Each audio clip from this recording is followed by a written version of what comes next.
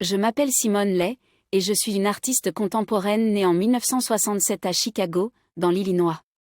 Mon parcours artistique est profondément ancré dans mon identité en tant que femme noire et dans mon désir de mettre en lumière les questions de race, de genre et de classe à travers mon travail.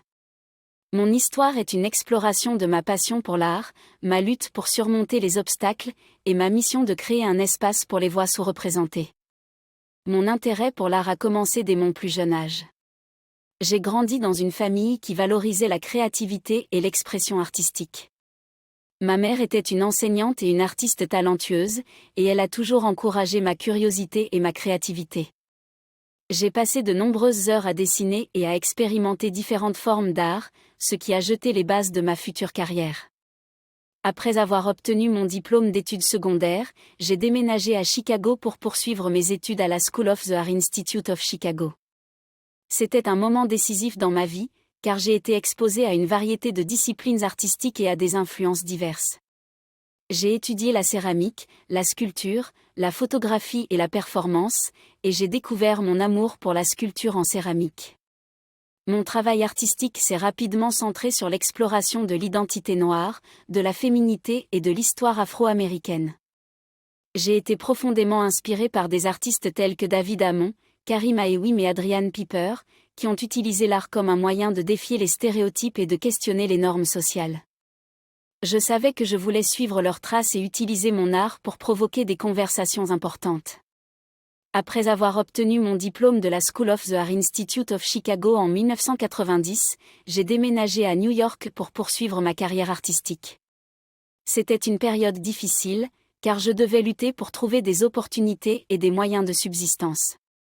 J'ai travaillé comme assistante pour d'autres artistes, j'ai enseigné l'art dans des écoles et j'ai fait de petits boulots pour joindre les deux bouts. Pendant cette période, j'ai continué à développer ma pratique artistique. J'ai expérimenté avec différentes formes de médias, y compris la céramique, la sculpture et la vidéo. Mon travail était souvent ancré dans la culture africaine et afro-américaine, explorant des thèmes tels que l'héritage, la mémoire collective et la résilience. En 2008, j'ai été invitée à participer à la Biennale de Dakar au Sénégal, une expérience qui a été profondément influente pour moi.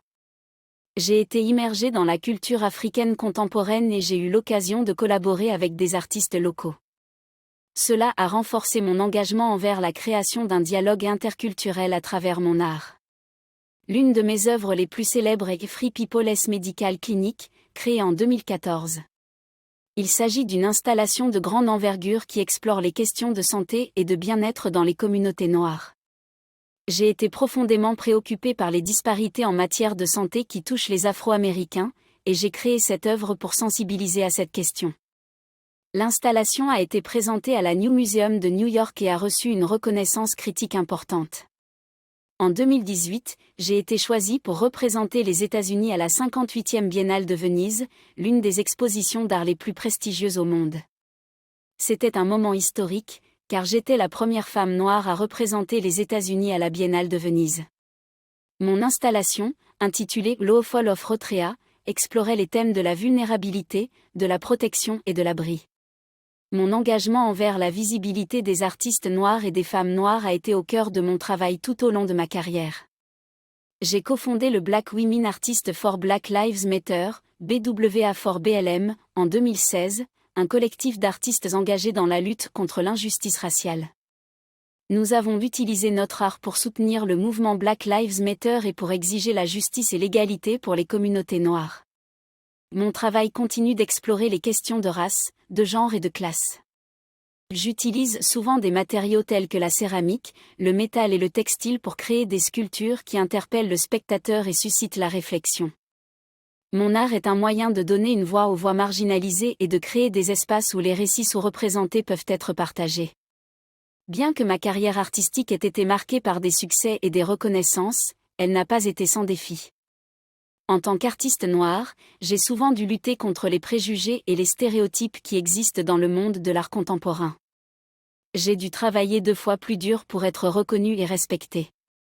Mon histoire est celle d'une artiste qui a consacré sa vie à la création d'un art puissant et significatif. J'ai utilisé ma voix pour aborder des questions sociales importantes et pour remettre en question les normes établies.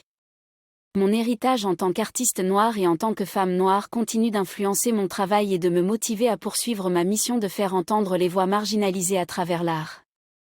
En fin de compte, mon histoire est celle d'une artiste passionnée et déterminée qui a trouvé sa voie à travers l'art et qui s'efforce chaque jour de faire du monde un endroit plus inclusif et égalitaire grâce à son travail. Mon art est mon moyen de célébrer la beauté et la résilience des communautés noires, et je suis déterminée à continuer à pousser les limites de la création artistique pour inspirer le changement et l'émancipation.